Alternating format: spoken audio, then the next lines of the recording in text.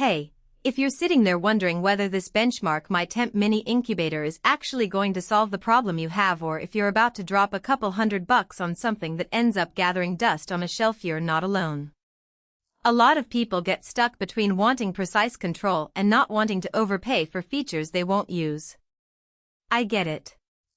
Before I hit record, I dug into what this thing actually does, who it's really for, and where the value actually comes in.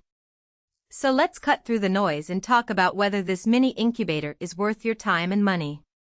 First off, the size. It's not a giant lab beast. It's got a 13 by 14.5 inch footprint and holds 20 liters. That's small enough to sit on a counter or a shelf in a home office or a small lab setup. If you're working with cell cultures, bacterial growth, or even some tissue work and you don't need room for dozens of flasks, this gives you enough space without taking over your workspace. It accepts bottles and flasks up to 2 liters, so you can run multiple experiments at once if they're not too bulky. That's practical if you're doing small-scale work and don't want to commit to a full-sized incubator. Now, the headline feature is digital control of both temperature and CO2. That's important because if you're culturing cells or running assays that depend on stable CO2 levels like 5% for mammalian cells, you need consistency. This unit uses a dual-beam infrared sensor for CO2 and digital temp control, which means it's not just guessing. It's measuring and adjusting, which matters when you're trying to replicate results. If you've ever had a batch of cells die because your incubator overshot by a degree or two, you know how frustrating that is. This one's designed to keep things tight. But here's the thing, this isn't a high-end research incubator. It's a mini. So if you're running long-term experiments that need weeks of stable conditions, you'll want to check how much fluctuation it actually allows over time. The specs don't give exact numbers, but from what I've seen in similar units, expect tight control within a degree or so for temperature and maybe a couple % for CO2, depending on your setup. That's fine for most hobbyists, grad students, or small labs, but if you're publishing or doing FDA-grade work, you might want something with more validation behind it. Another real-world point, the shelves.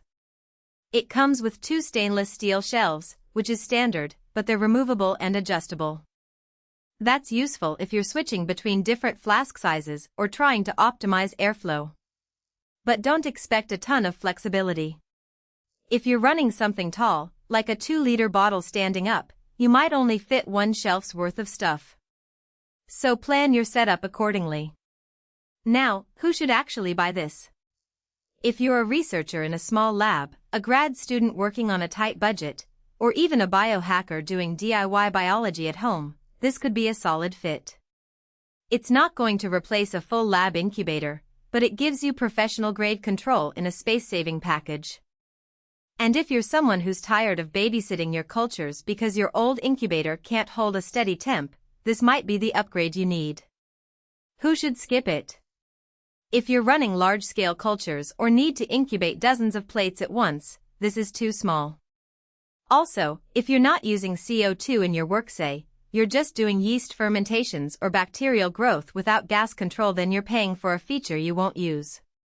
This thing's value comes from the dual control. So if you don't need CO2, look elsewhere. One practical weakness to mention, noise. These mini incubators aren't silent. The fan and compressor cycle on and off, so if you're setting this up in a quiet office or a shared workspace, it might be noticeable. It's not obnoxious, but it's not whisper quiet either.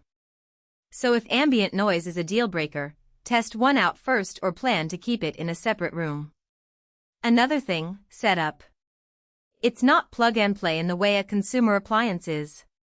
You'll need to calibrate the CO2 sensor, make sure the chamber is sealed properly, and monitor the environment for the first few runs. That's normal for lab equipment, but if you're expecting something that just works out of the box, this might frustrate you. Give yourself an hour or 2 to get it dialed in. Where does the value actually come from? It's in the precision and the footprint. If you need accurate, repeatable conditions in a small space without breaking the bank, this delivers. It's not the cheapest mini incubator out there, but it's not the most expensive either. And for the control it offers, it's a fair trade-off.